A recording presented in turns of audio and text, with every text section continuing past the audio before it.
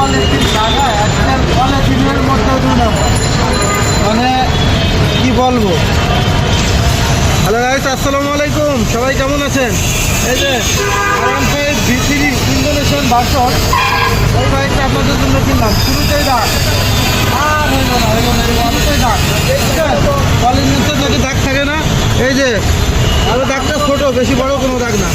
আসলে আমরা পলি উঠে দেখাই আপনাদেরকে এই বাইকটা দাগ আছে কিনা। আশা রাখি দাগ নাই গাড়িতে, তো ছোটো একটু দাগ থাকতেই পারে। আচ্ছা, এদিকে মনে হয় আর দাগ নাই। টানকে দেখি এদিকে পলিথিনটা পাতলা হয়ে গেছে। এই পাতলা পলিথিন লাগাবেন না, লাগাবেন একটু মোটা দাগ।